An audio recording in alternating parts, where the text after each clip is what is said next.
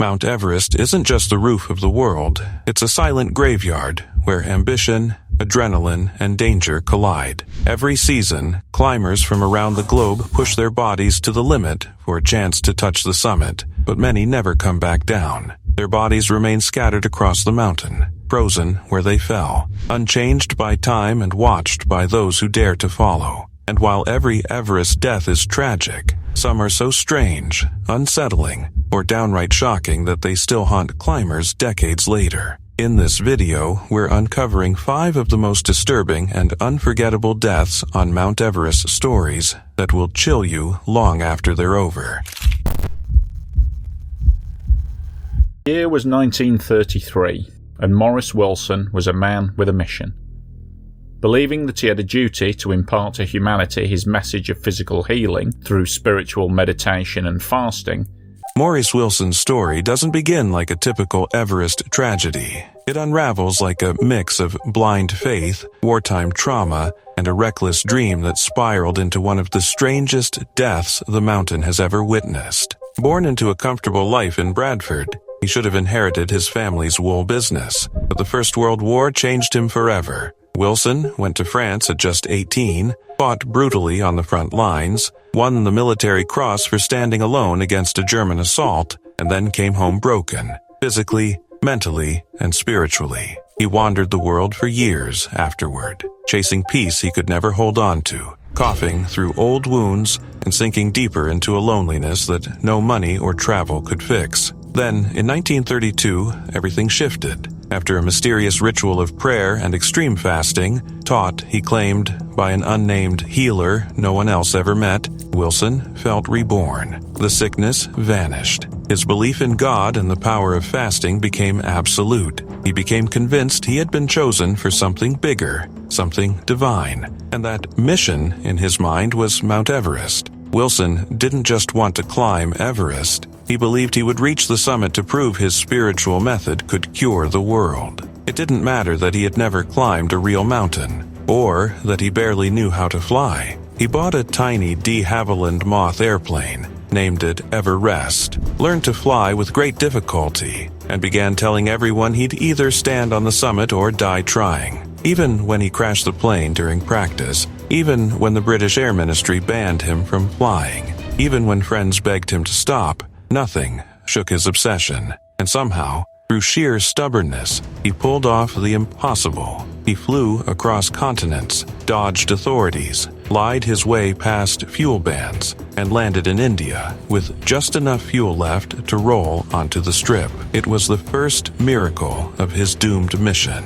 When the government confiscated his plane, Wilson simply changed tactics. He slipped into Darjeeling, met 3 Sherpas willing to help him, disguised himself as a mute monk, and illegally entered Tibet on foot. By April 1934, he stood at the base of Everest, alone, completely untrained, carrying barely any equipment, and yet absolutely certain that God and fasting would lead him to the top. What unfolded from that moment reads like a mixture of courage, delusion, and heartbreaking naivety. Wilson stumbled across the Rongbuk Glacier with no glacier training, constantly losing his way. He found a pair of crampons and threw them aside. He believed footprints cut the year before would still be there. He believed the mountain would simply open the path for him. Each attempt pushed him closer to physical collapse. Snowblind, starving, limping from old wounds, he kept forcing himself higher. The Sherpas begged him to turn back.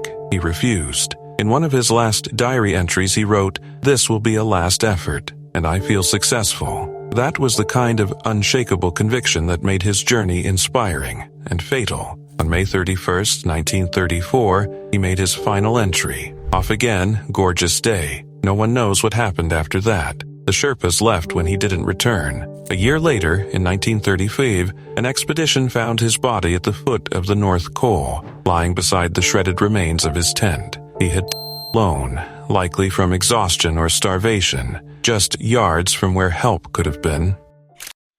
On May 10, 1996, Mount Everest was hit by the deadliest storm ever, trapping people in what's known as the death zone.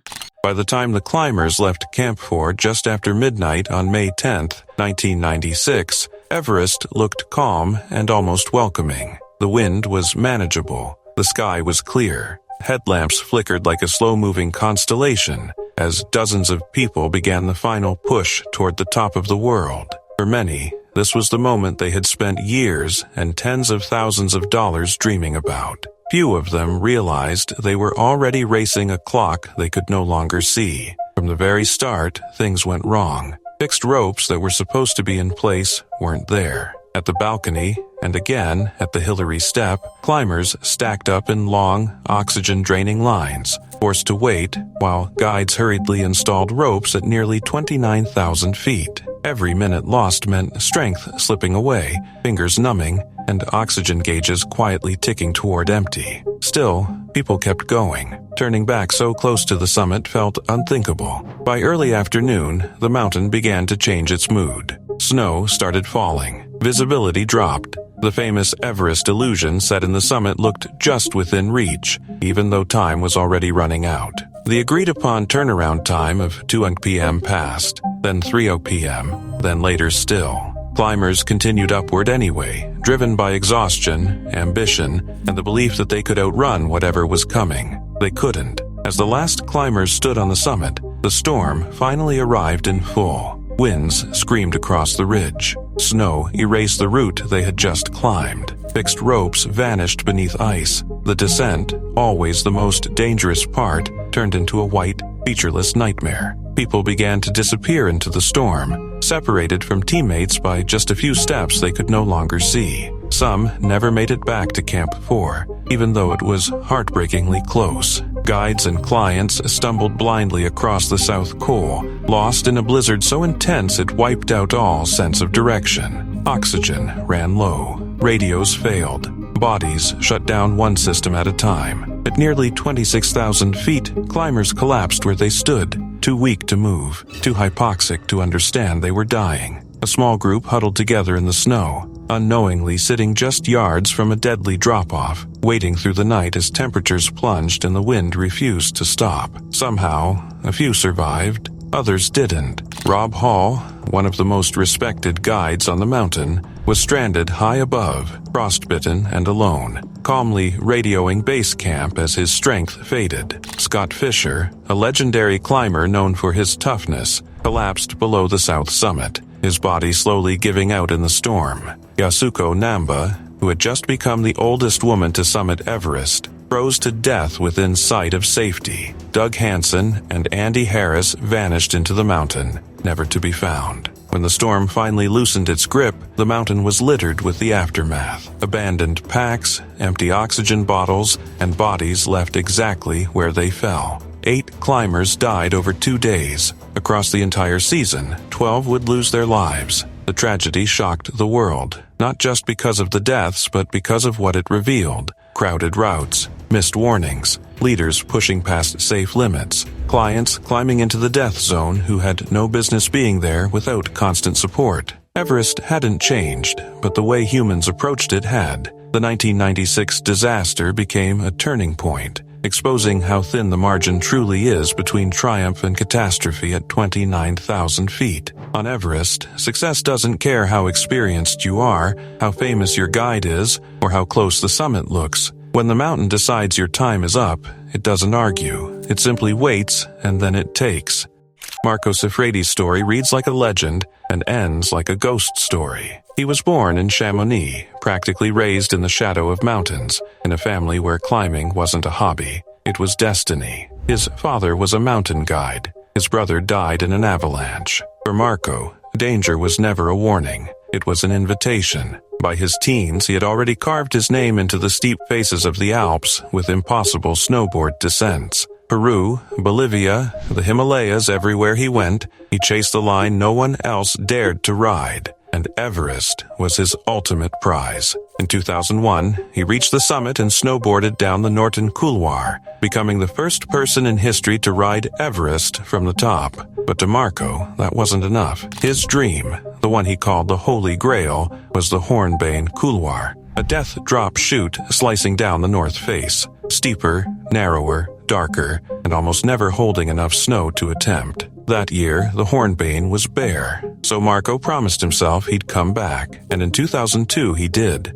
Late in the season, exhausted, underfed, and pushing his body beyond its limits, he returned to Everest. Even the Sherpas thought the timing was madness. Yet Marco believed the late-season storms might finally coat the Hornbein in enough snow for the descent that obsessed him. On September 8th, after a brutal 13-hour climb, he reached the summit again, but something was off. He wasn't celebrating. He wasn't smiling. He muttered, "Tired. Too much climbing." The weather was turning. Clouds were creeping in. The Sherpas begged him not to go. They warned him the conditions were wrong, the descent too late, the risk too high. But Marco had chased this dream too far to stop now. Around 3 p.m., he strapped on his snowboard and slid toward the mouth of the Hornbein couloir into a wall of moving clouds. It was the last clear moment anyone ever had of him. The Sherpas watched him disappear into the gray. Sometimes they caught glimpses of a tiny figure far below, and then, somewhere near the North Pole, 300 meters beneath Camp 3,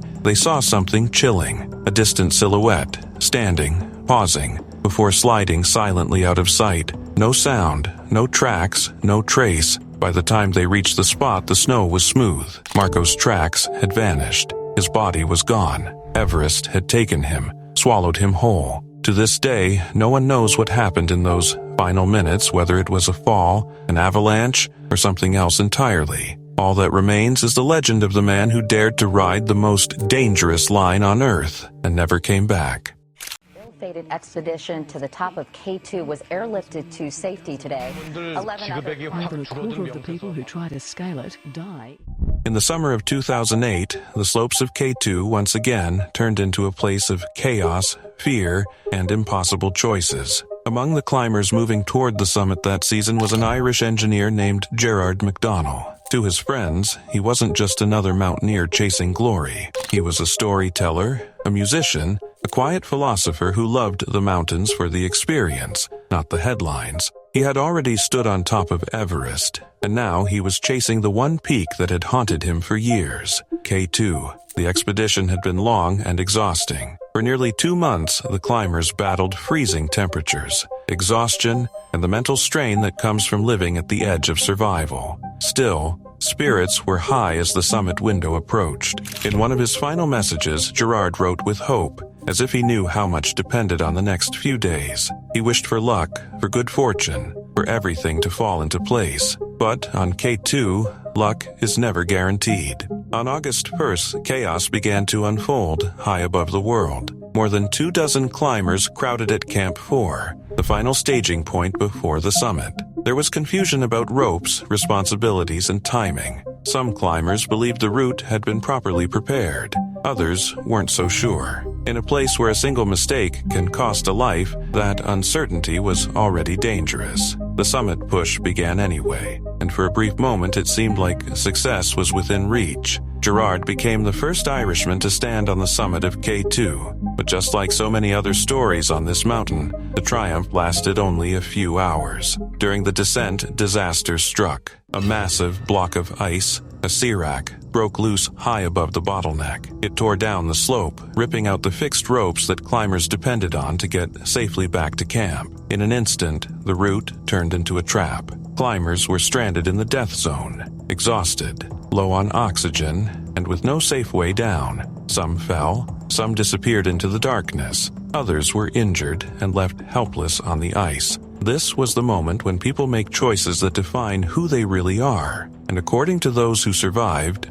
Gerard didn't think about himself. Instead of rushing down while he still had the strength, he stayed behind. There were injured South Korean climbers who couldn't move. At that altitude, helping someone else means risking your own life with every second. But Gerard refused to leave them. Somewhere, in that freezing darkness, as he tried to assist the wounded, another wall of ice came crashing down. The serac struck the slope again, sweeping away everything in its path. Gerard McDonnell was killed in the chaos, along with many others trapped high on the mountain. His body was never recovered. All that returned to base camp were a few personal items: his camera, his satellite phone, silent reminders of a man who had stood on top of the world, only to disappear into its most dangerous mountain hours later. Back home in Ireland, the news hit like a wave. This wasn't just a climber lost on a distant peak. This was a son, a partner, a friend, a man known for his warmth, his music, his stories,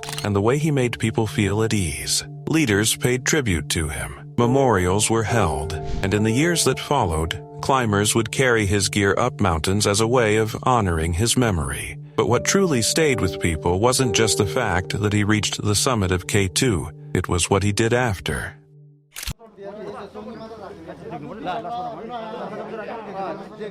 The summit had already been won. The flags had been planted. History, once again, had been honored. And yet this was the moment Mount Everest was waiting for. On May 10, 1993, Lopsang Tshering stood on the roof of the world, following a path his family name had etched into history 40 years earlier. He was the nephew of Tenzing Norgay, the man who first conquered Everest alongside Sir Edmund Hillary in 1953, and this climb was never just another expedition. It was a tribute, a symbolic return, a living continuation of a legacy the entire mountaineering world revered. For Lopsang, Everest was familiar ground. He wasn't a tourist chasing a headline. He was a seasoned instructor at the Himalayan Mountaineering Institute, a man who had trained others to survive these heights. He had carried loads through storms, fixed ropes where mistakes meant death, and climbed without oxygen when others couldn't stand. If anyone belonged up there, it was him,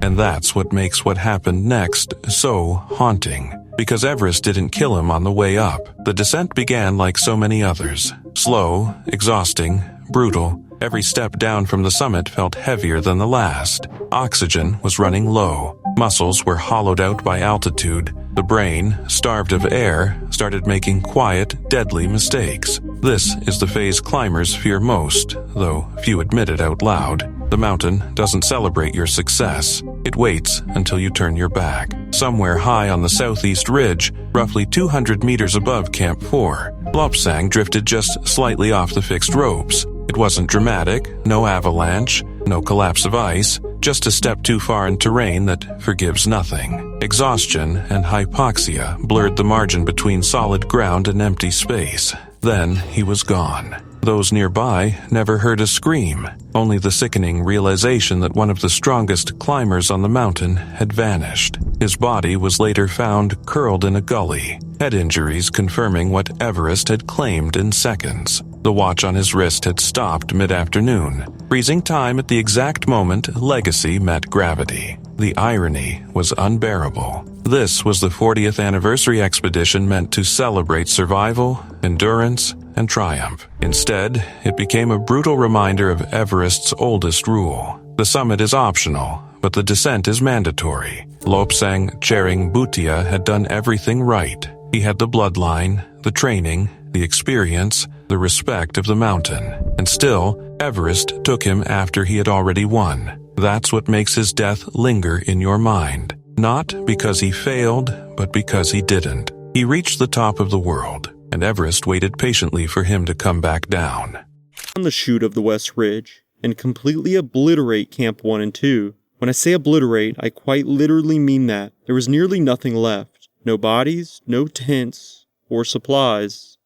Nothing. Unfortunately, Gerard and 5 of the 6 Sherpas that were with him would all be killed, and they would never be seen again. September 9th, 1974, was supposed to be the moment everything finally came together. After weeks of waiting out relentless monsoon storms, the French team believed Everest had finally opened a narrow window for them. The sky had cleared just enough to spark hope. Winds eased. Visibility returned. Camps were stocked. Ropes were fixed. For the first time in days, the mountain looked almost inviting. The dream felt close, dangerously close. They weren't just trying to reach the summit. They were attempting something bolder, a never-before-climbed direct line up the West Ridge, a route meant to bypass the chaos and constant danger of the Khumbu icefall below, a cleaner line, a smarter line, a line that would make history. but Everest was already loaded like a gun. For days, heavy rain followed by thick snowfall had layered instability across the western face. The mountain had been absorbing weight, quietly stacking danger on top of danger. Seracs loomed overhead, towering blocks of ice the size of buildings, silent, unmoving, and deceptive. Fresh powder clung to ancient ice that never truly bonded.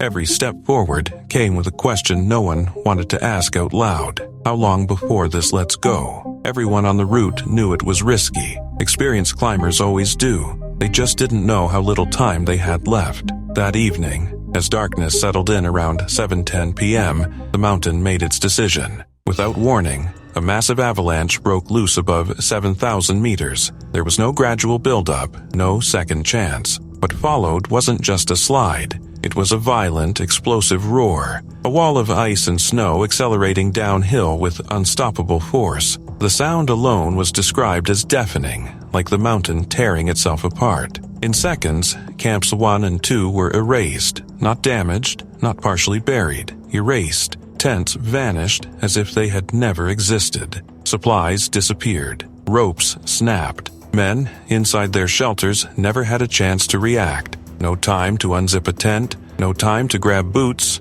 no time to run. The avalanche slammed through the camps and hurled bodies and equipment into crevasses beneath tons of moving snow. Gerard McDonnell, the expedition leader and one of Chamonix's most respected mountain guides, was caught at Camp 2. He was known for his calm judgment and technical brilliance, exactly the kind of man others trusted with their lives. Alongside him were Sherpas Pemba Dorje, Nawang Lutuk, Hakpa, and Sanu Wangal. Down at Camp Waik, Nima Wangchu was also buried. 6 lives ended almost instantly. By the time the mountain fell silent again, Everest's death toll had climbed to 36. Higher up, Claude Anstey survived, isolated at Camp 3, alone above the destruction. At first, he didn't understand what had happened. The radio was quiet. The lights below were gone. The camps that should have been there simply weren't. At base camp, climbers heard the distant thunder roll through the valley. It echoed unnaturally long, bouncing off the surrounding walls. They knew something was wrong before the radio crackled with broken, shaking voices confirming the worst. No rescue was possible. Night had fallen. The slopes were unstable. Aftershocks of snow continued to move. Anyone attempting to climb into the debris field would have been risking the same fate. Only one body was ever found. The rest were never recovered. They remained somewhere inside Everest, entombed in ice, folded into crevasses, slowly becoming part of the mountain itself. The expedition ended the next morning. There was no summit push, no recovery mission, no heroic final effort. Just stunned climbers dismantling what remained of camp beneath a mountain that had made its point painfully clear. The West Ridge Direct, once imagined as a safer, more elegant alternative to the deadly Khumbu icefall, revealed itself as a different kind of killer, quieter, less traveled, just as unforgiving. What makes this tragedy linger isn't just the avalanche itself, it's the timing, the optimism, the belief that a brief pause in bad weather meant the danger had passed. Everest didn't need a mistake that day. It didn't need recklessness or arrogance. It only needed patience. And when the mountain finally moved, it delivered a brutal reminder that on Everest, ambition means nothing when gravity decides otherwise.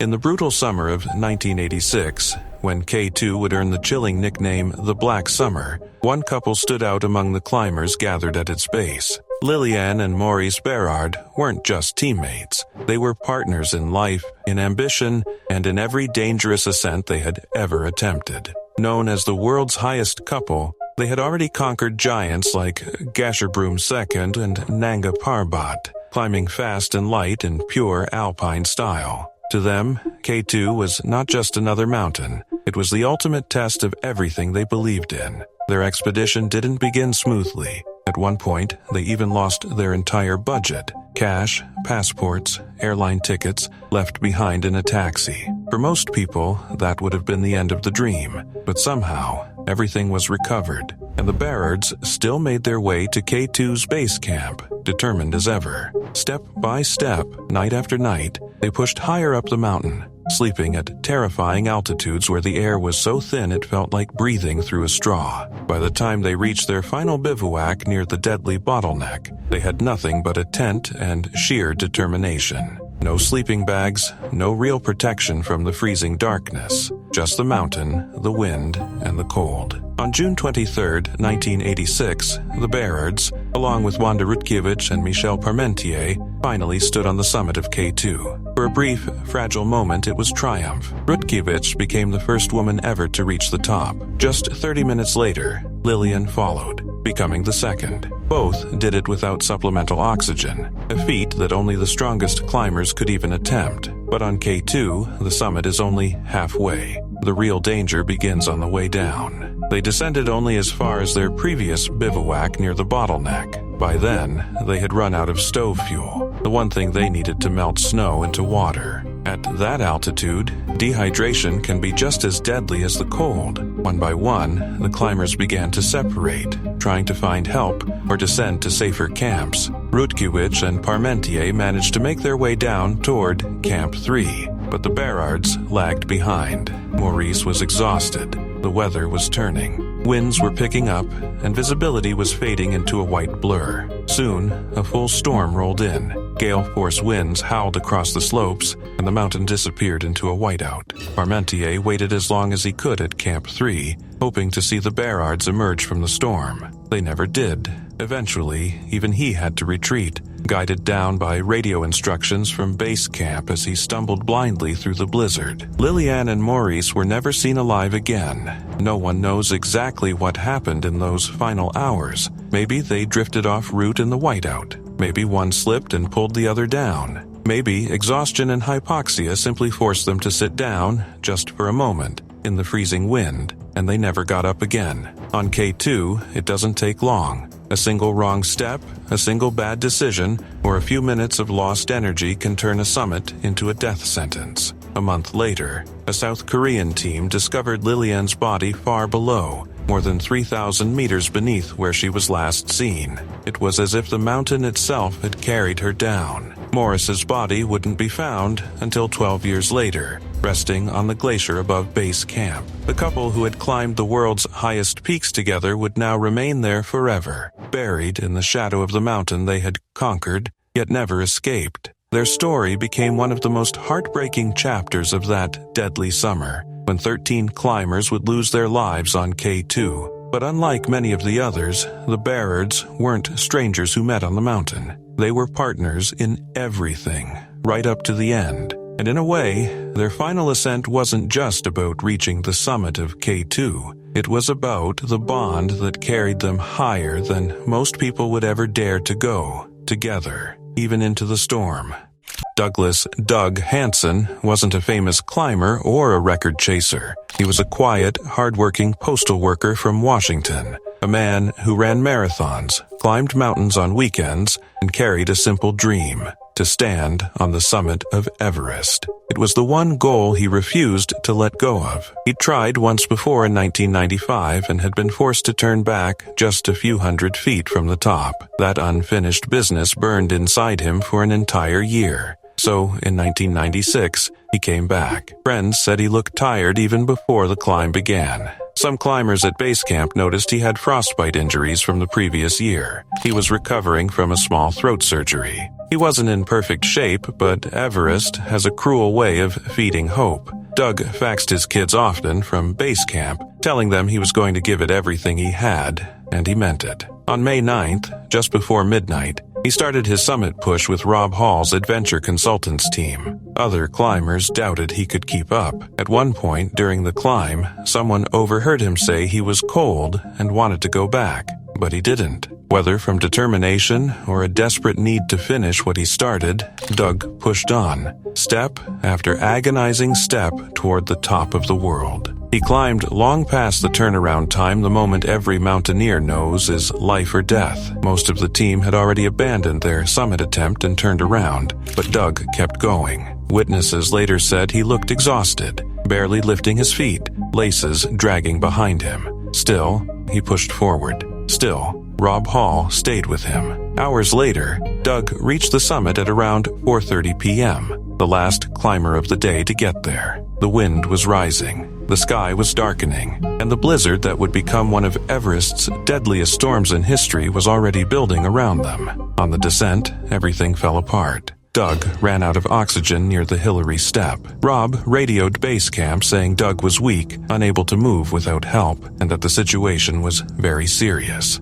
Other guides begged Hall to leave Doug and save himself. Hall refused. "We're both listening," he told base camp, his voice tired but steady. Somewhere in the chaos of the storm, Doug Hansen collapsed and never got back up. At dawn, Rob Hall made one final radio call. When asked where Doug was, he gave a haunting reply: "Doug is gone." And he never explained what happened next. Rob died later that day, still clipped to the mountain, still refusing to leave his client behind. Doug's body was never found. Years later, climbers pieced together fragments of what happened: late decisions, summit fever, human pressure, and a storm no one could have outrun. His death became one of the most debated parts of the 1996 Everest disaster. Was he a victim of bad judgment? Was he pushed too hard? Or was he simply a man who believed in his dream more than he feared the cost? What remains is the heartbreak. A father who wanted to inspire his kids by reaching the top of the world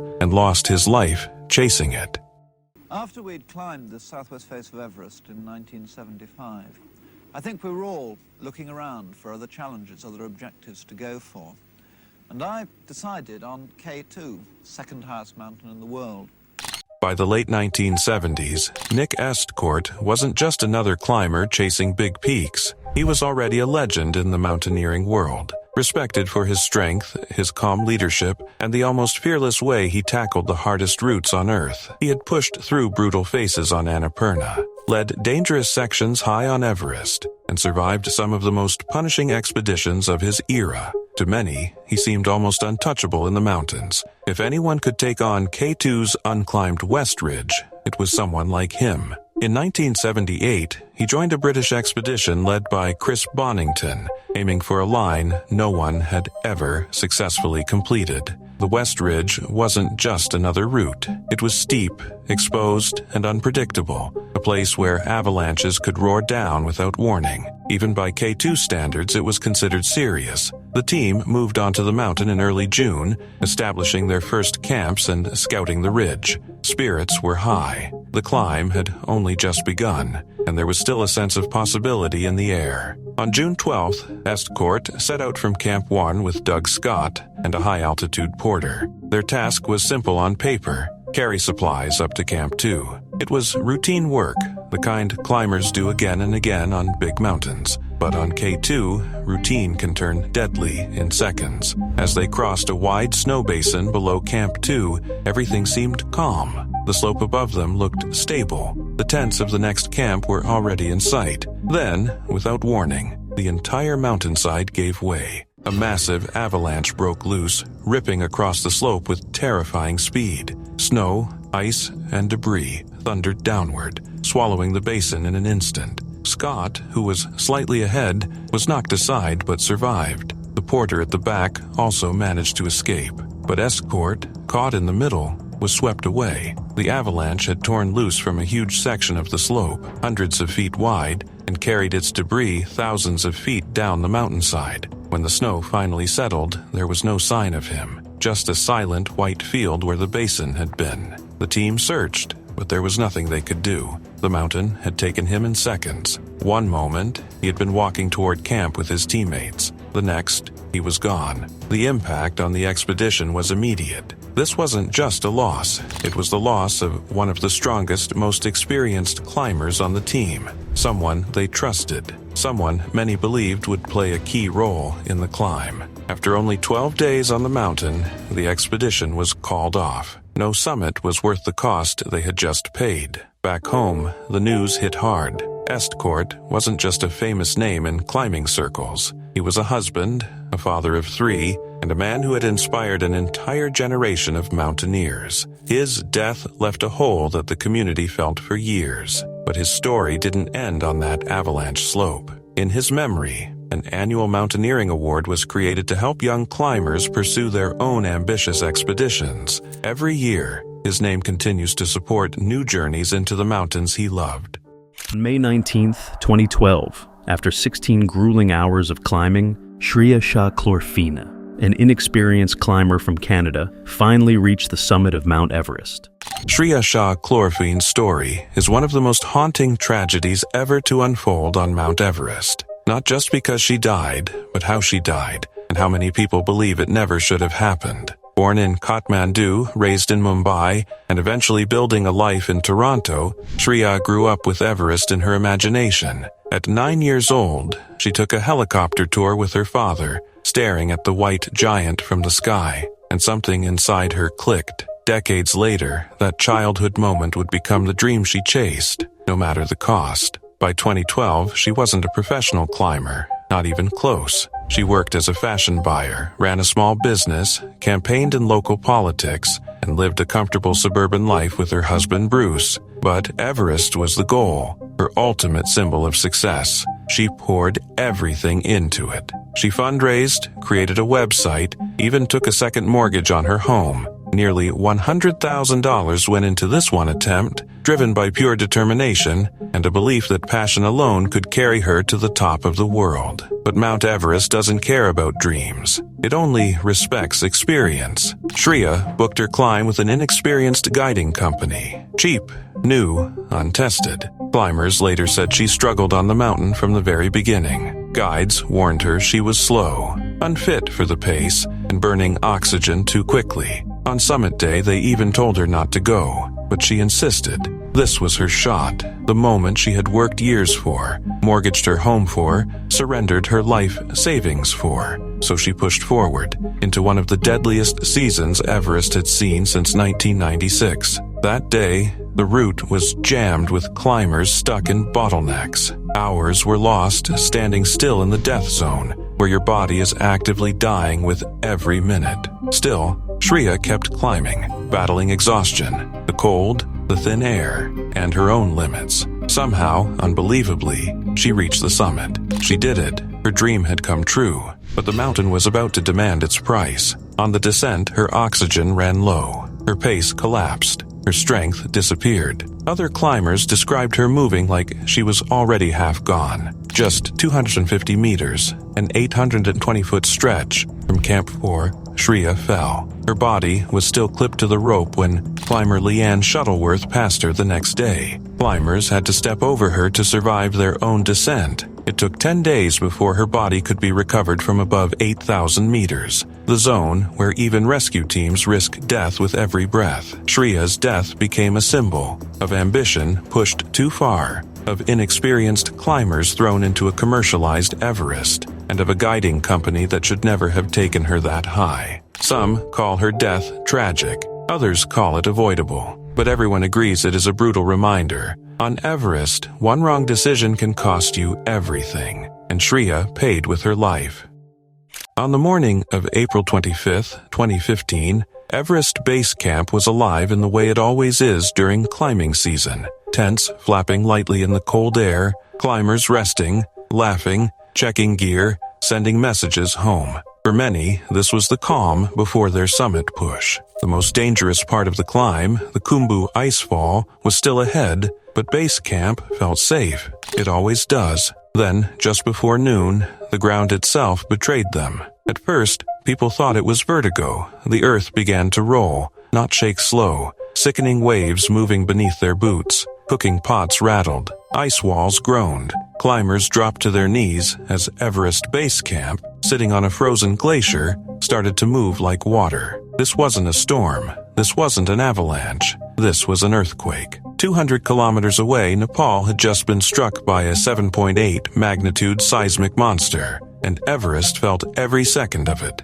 Within moments, a deep roar echoed through the western CWM low, thunderous, growing impossibly loud. Climbers looked up just in time to see it. High above base camp, a massive slab of snow and ice broke loose from the flanks of Pumori. What followed wasn't a slide. It was a wall of destruction, accelerating straight toward the heart of base camp. There was nowhere to run. The avalanche slammed into the camp with hurricane force, blasting tents off the glacier like paper. burying people in seconds, hurling bodies and equipment across the ice. Some climbers were thrown dozens of meters. Others were crushed where they stood. The air turned white, then silent, except for screams, alarms, and the terrifying sound of people digging with bare hands. When it was over, base camp no longer looked like base camp. It looked erased. At least 22 people were dead within hours. By the end, the number climbed to 24, making it the deadliest single day in Everest's history. Sherpas,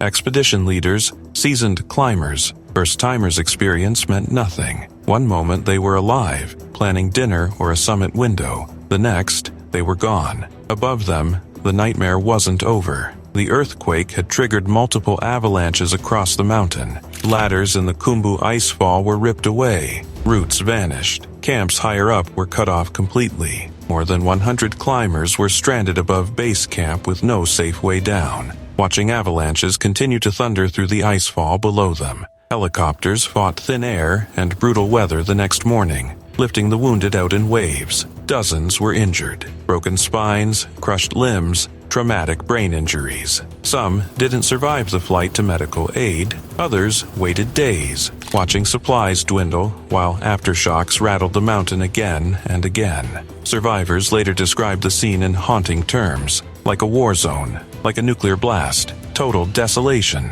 and perhaps the most chilling truth of all. Everest hadn't done anything climbers normally fear. No storm, no misstep, no bad decision. The danger came from far beyond the mountain, from the earth itself. Something no rope, no skill, no experience could protect against. The 2015 climbing season never recovered. For the first time in 41 years, not a single person reached Everest's summit in the spring. The mountain stood untouched not because it was unconquerable, but because it had already taken enough. On that day, Everest didn't need altitude or ice to kill. It simply waited and let the world beneath it break.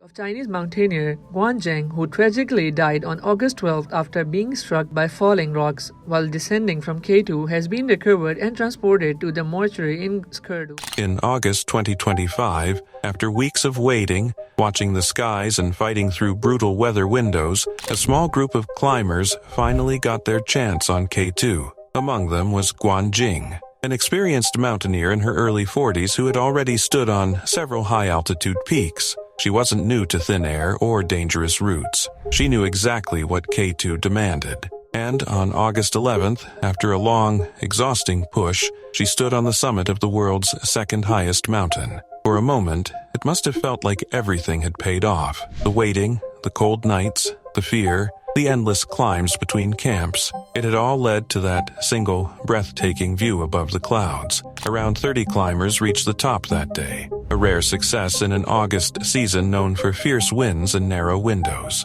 It was supposed to be a hard-won victory. But on K2, the summit is never the end of the danger. It's only the halfway point. The very next day, Guan began her descent along the Abruzzi Spur, one of the most dangerous sections of the mountain. It's a place climbers pass through with quiet focus, knowing that loose rocks and ice can come down without warning. At that altitude, there is no safe place to run, no shelter, no second chances. Somewhere between Camp Won and the advanced base camp, tragedy struck. Rocks began to fall. In seconds, the peaceful descent turned into a nightmare. Guan was hit by the falling debris, suffering fatal injuries high on the mountain she had just conquered. Her body came to rest thousands of feet above the glacier, far from the safety of base camp. The altitude, the terrain, and the worsening weather made recovery nearly impossible. Helicopters couldn't fly. Even experienced rescuers struggled to move in the thin air.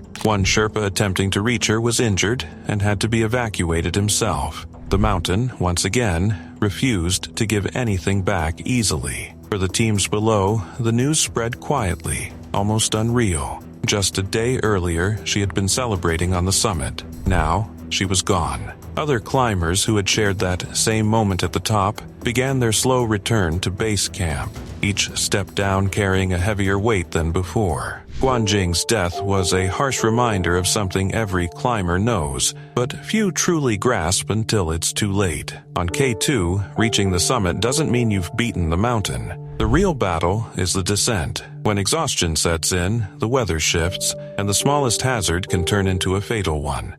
It was April 29th, 2001. Babu Chiri Sherpa walked out of his tent at 21,300 feet to make some tea.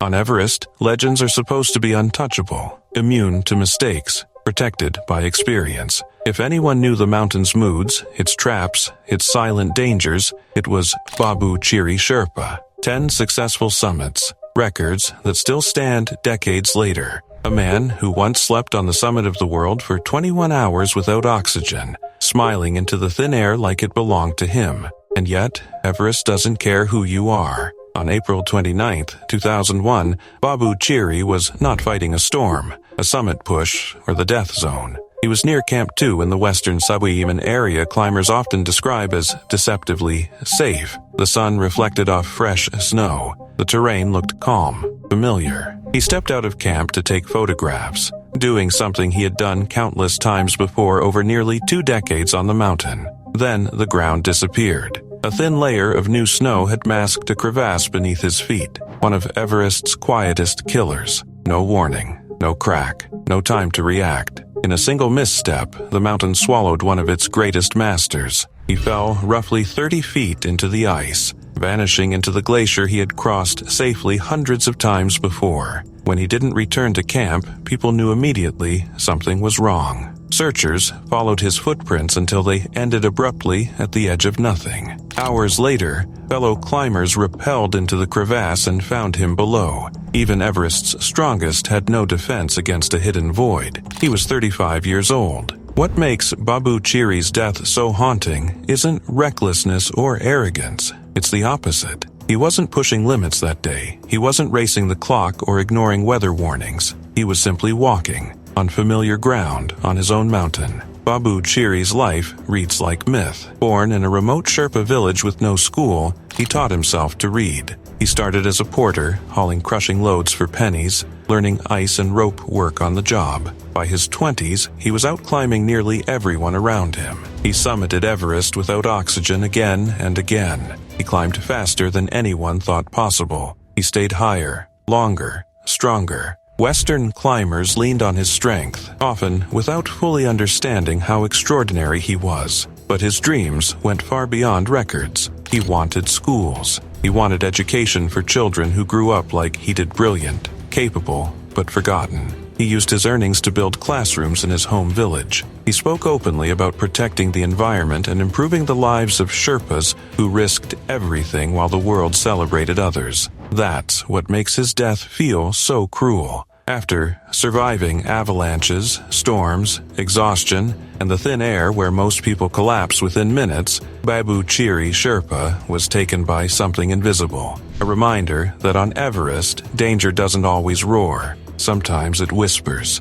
Sometimes it hides under fresh snow. Sometimes it waits until you stop fighting and simply take a step. Today, his name lives on in memorials, schools, and records that still haven't been broken. But his story carries a darker truth, one Everest has proven again and again. Experience does not grant immunity. Strength does not guarantee safety. And even the greatest climbers in history are only ever one step away from the mountain reminding them who's really in control.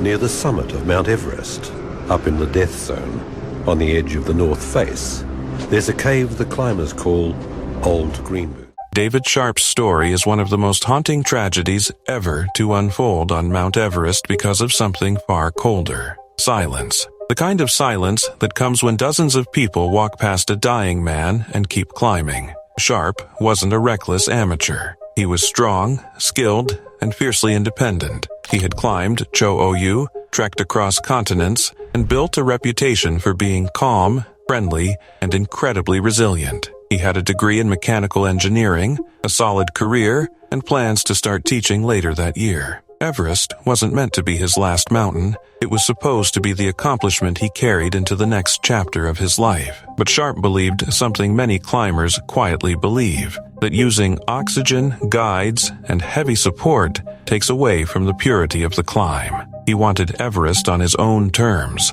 No Sherpa partner, no hand-holding, no radio, and barely any oxygen. just his skill, his willpower, and the mountain itself. That choice, combined with the brutal reality of Everest's north side, sealed his fate. He reached Advanced Base Camp with only the bare minimum provided by a basic services package: gear transport, food, a permit, and a tent. Everything above that point was up to him. He moved through the camps alone, set his own pace, and carried only 2 oxygen bottles, a fraction of what most climbers bring. On the night of May 13, 2006, David Sharp started his summit push. Climbers spotted him ascending through the darkness, moving slowly but determined. Whether he reached the summit or turned back just below it, no one knows. What is known is this: he began descending far too late, exhausted, frostbitten, and dangerously low on oxygen. By nightfall, he'd collapsed in a cramped rock alcove near 8,500 meters,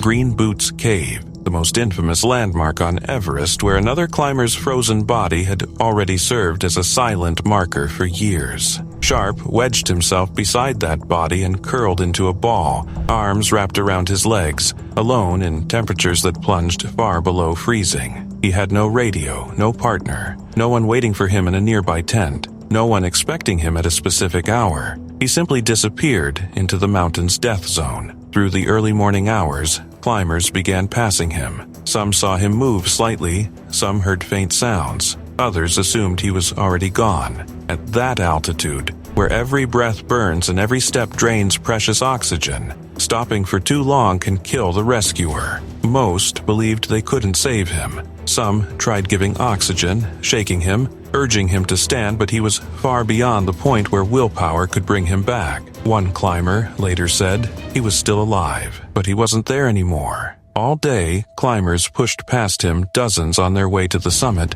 and dozens returning. It was one of the busiest summit days of 2006, and among all that movement, David Sharp slowly faded. When he didn't return to camp that night, people assumed he had simply bivouacked somewhere high, a dangerous but not unheard of choice among solo climbers. Hours later, word spread that someone had seen him sitting motionless in Green Boots Cave. By then, it was far too late. When David Sharp died, his body sat upright against the rock, beside Green Boots, frozen mid-embrace of his own legs, alone within sight of hundreds of climbers. Sharp's death wasn't just a tragedy, it was a mirror held up to the climbing world. A reminder that the death zone doesn't just strip oxygen, it strips judgment, warmth, humanity. And the mountain doesn't care who you are, an engineer, a teacher, a dreamer, or a seasoned climber. Up there, alone at 8,500 meters, everyone is fragile. Everyone is mortal.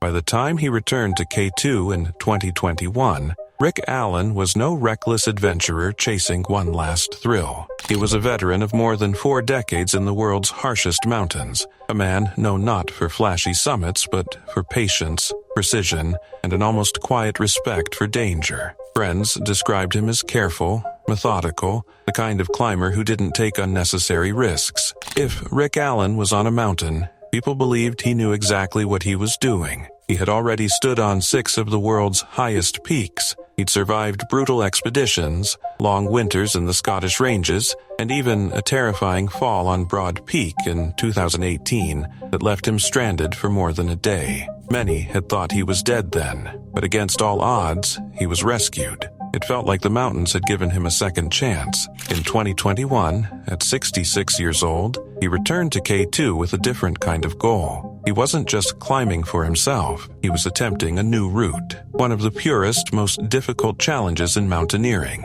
and doing it partly to raise money for charity. It was the kind of quiet, meaningful mission that suited him perfectly. But K2 has a way of reminding even the most experienced climbers how little control they truly have. Somewhere high on the mountain in July, as Rick worked on the new line, the slope above him gave way. An avalanche roared down, fast and merciless. There was no time to react, no chance to escape. The same mountain that had nearly taken his life 3 years earlier on Broad Peak now finished what it had started. When the news reached the climbing world, it felt unreal. This wasn't a reckless rookie or a climber in over their head. This was Rick Allen, a Piolet d'Or winner, a man who had spent his entire life mastering the mountains. If someone like him could be taken so suddenly, What did that say about the rest of them? His family chose to have him buried at the base of K2, beneath the towering slopes he had spent a lifetime exploring. It was a quiet, fitting end for someone who had always felt more at home in the mountains than anywhere else.